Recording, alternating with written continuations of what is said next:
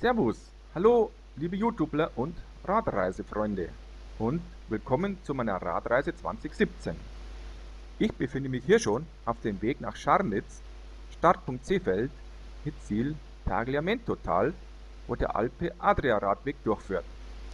Die Anfahrtsstrecke geht klassisch über Brenner, Pustertal, dann aber eine Variante durchs Galltal anstelle des Trauradwegs, den ich letztes Jahr schon abgefahren habe.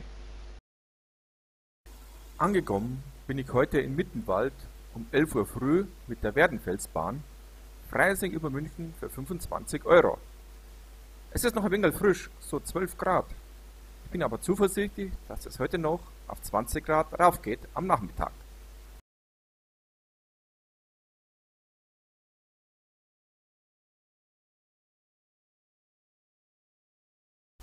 Von Mittenwald geht's prima bis hinter Scharnitz, dann aber lässt sich dieser Radweg völlig in Luft auf.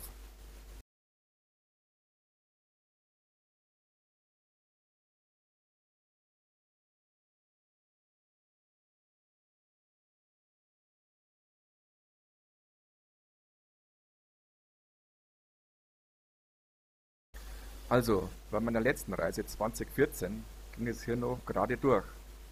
So muss ich heute herausfinden, wo nun der Radweg weitergeht.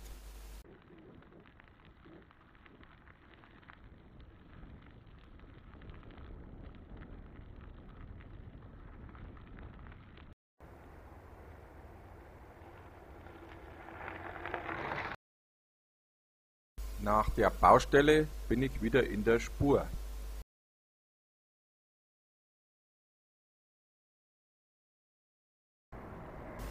Rechts der Autostraße ist hier Schluss. Ich muss also auf die linke Seite wechseln.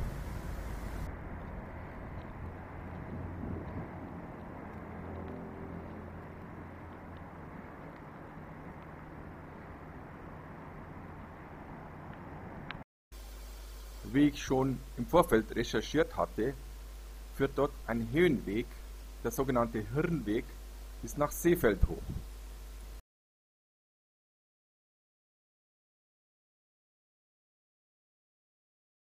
Am Anfang heißt das aber erstmal 16% hochschieben, danach ist es aber eine Lust für uns Mountainbiker, diesen Höhenweg lang zu fahren.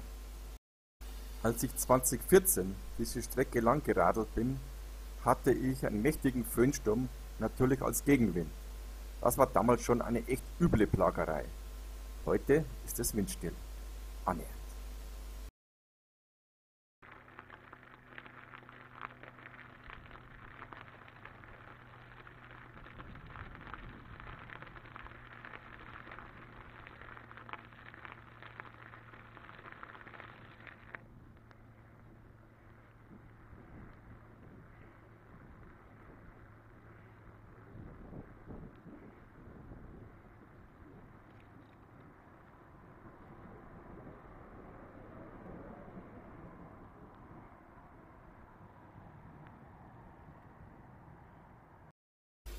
Hier oben in Seefeld habe ich jetzt meinen Vesperplatz gefunden.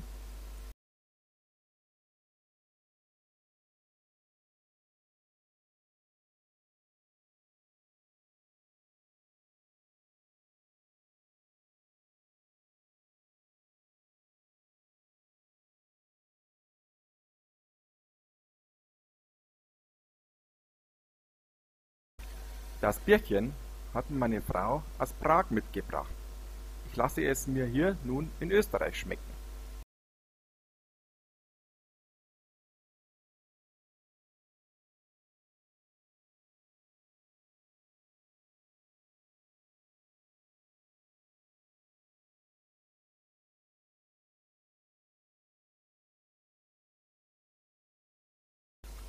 Jo Leute, von Seefeld nach Zirl runter ist es auf der Straße verboten. Das wäre für uns Mountainbiker zwar überhaupt kein Thema, aber wenn einer anfängt, machen es 1000 nach. Und ganz ungefährlich ist es darunter doch nicht.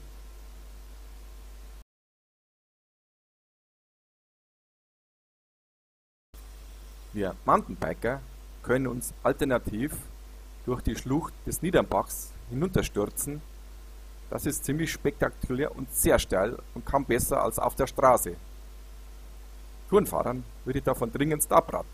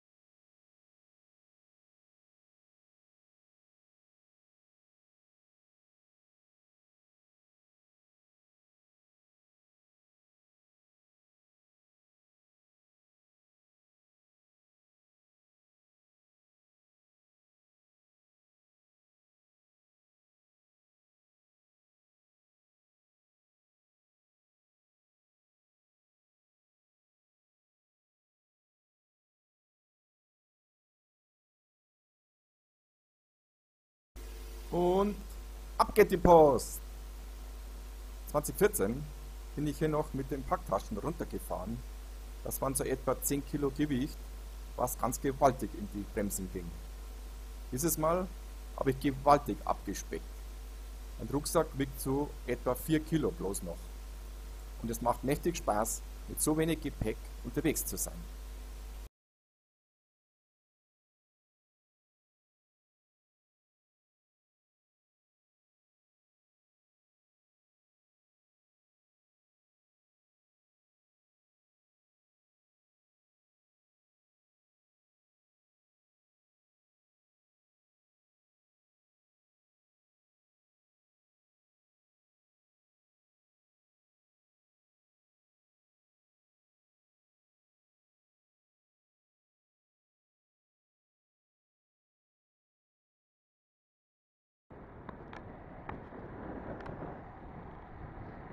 Nachdem es mich nun ordentlich durchgeschüttelt hat, bin ich hier auf der B171 und habe bereits Zirl hinter mir gelassen.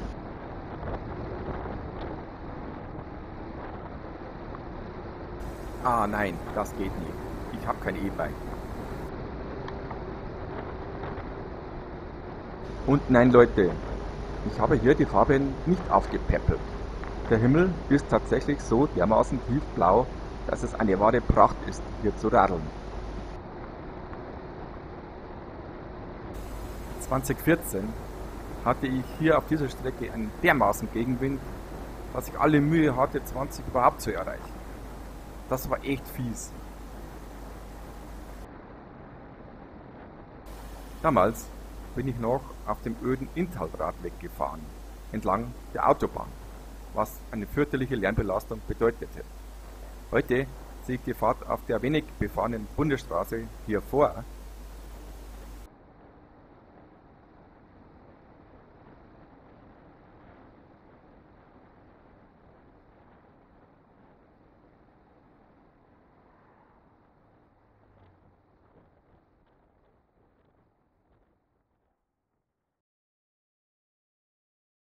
Ich nähere mich Innsbruck.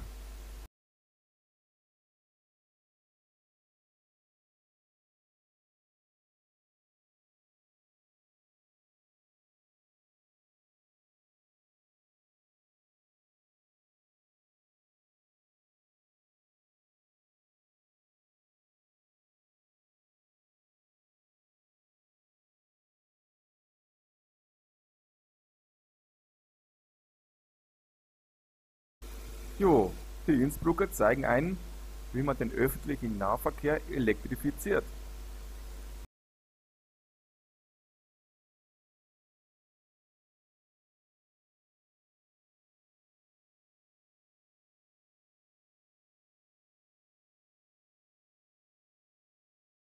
Die Allee war mal.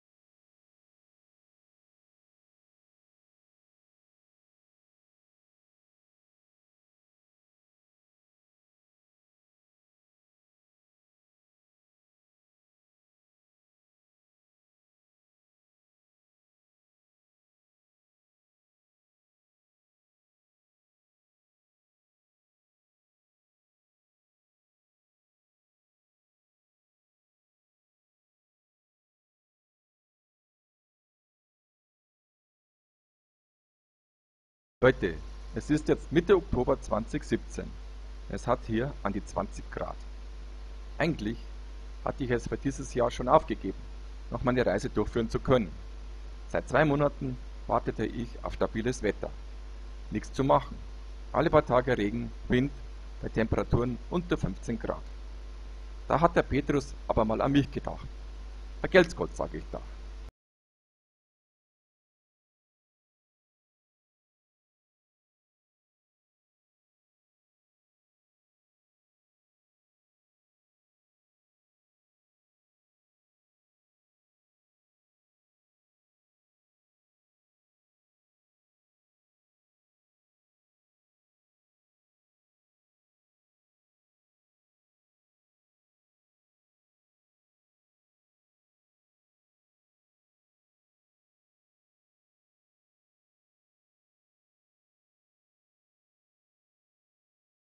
Ich schwenke auf den Inntalradweg ein.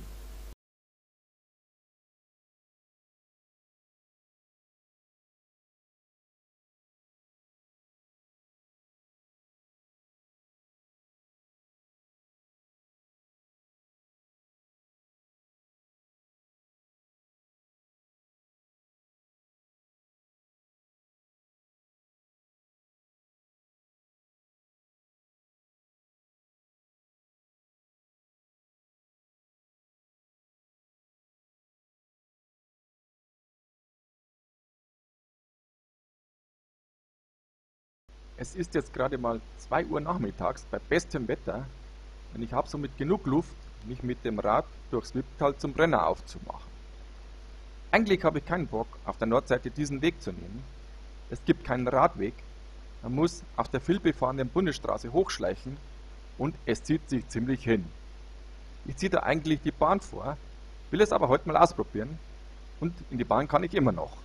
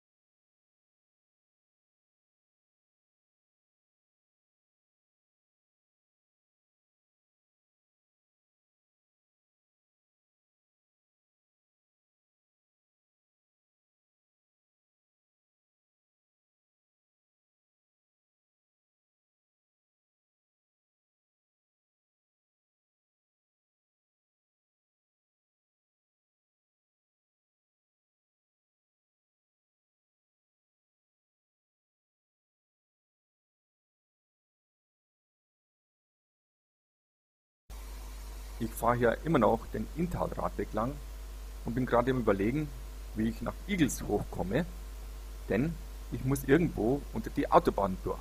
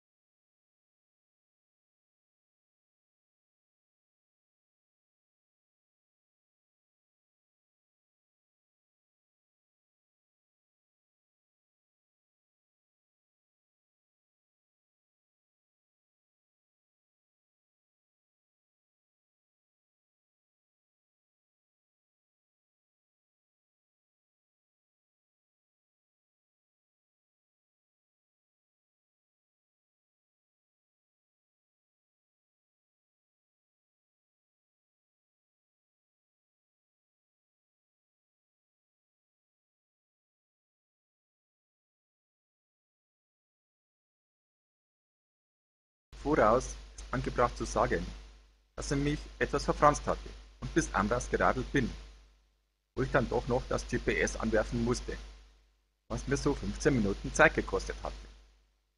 Über den Bretterkeller bin ich dann doch über die Autobahn hinweggekommen und, um die Straße zu vermeiden, hinter den Lemmhof durch den Wald, was sich aber als vertane Zeit entpuppte. Der verlor ich etliche Höhenmeter im Anschluss und auch ziemlich an Energie. Ich sag's gleich vorweg, mei bloß mit der Bahn rauf. Mei, die Iglerstraße rauf bis hinter Igels. Halleluja. Ohne Pause. 11% stehen auf der Anzeigen. Die Straße ist Seng- und Wasserverkehr. Ich versuche noch an die 4 Kilometer zum Treten. Zum Glück habe ich ja noch kleines Gepäck. Ich krieg einen Vogel. Bin total fertig. Hab auch noch kreislige Muskelschmerzen. Kann kaum noch laufen in Igels, wo ich eine Pause einlegen muss. Normal, da ich da ja einen Schirm. Geht unmöglich. Hab grad Platz fürs Radl am Rand. Darf nicht einmal viel rumpendeln. Ist bei dem Schleichtempo so schwer zum Stabilisieren ist. Na, nie wieder mache ich so einen Schmarrn. Da ist ja die Altbrennerstraße nicht so krass. In Patsch gibt's einen großen Lebensmittelmarkt an der Straße. Mit Kaffee, wo man sich draußen hinsetzen kann. Das wurde allerdings höchste Zeit, denn ich bin ziemlich am Ende momentan. Die Aussicht ist allerdings der Wahnsinn, heute und von hier, sodass ich mich bei Kaffee und Kuchen einigermaßen versöhne mit den letzten 2 Horrorstunden. Allerdings ist es mittlerweile schon 4 Uhr und ich habe noch eine ziemliche Ecke bis Steinach, wo ich ein Zimmer reserviert habe.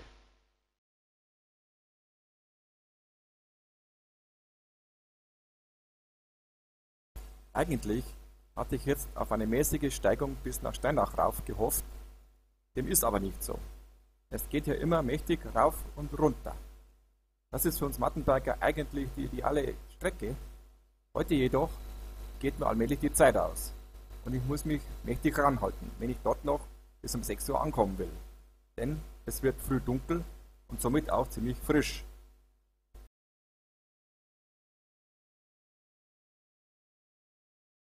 Ja Leute, ich hatte keine Zeit mehr zum Filmen, denn ich musste ziemlich auf Speed machen, denn ich wollte keinesfalls im Dunkeln radeln.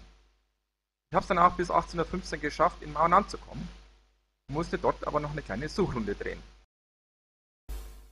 Gottchen, was kriege ich für ein liebevoll eingerichtetes Zimmerchen?